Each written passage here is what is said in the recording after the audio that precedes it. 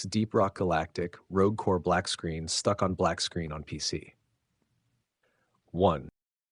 Restart your PC. Close the game and Steam completely. Restart your computer normally. Launch the game again afterward.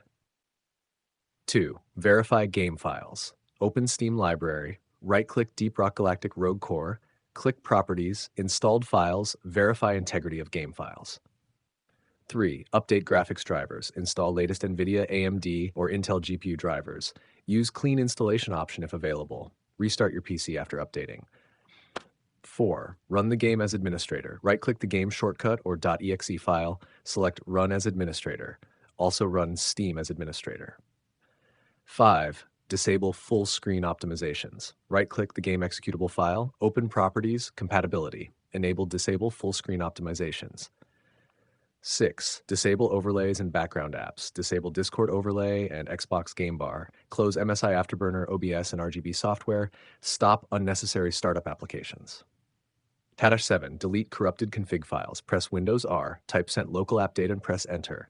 Delete rogue core config/cache files carefully. 8. Install DirectX and Visual C++. Install latest DirectX runtime. Reinstall Microsoft Visual C++ redistributables. Restart your PC afterward. #9. Switch launch options. Open Steam launch options for the game. Try DX11 or windowed launch commands. Relaunch the game afterward. 10. Reinstall the game if issue continues. Uninstall Deep Rock Galactic Rogue Core completely.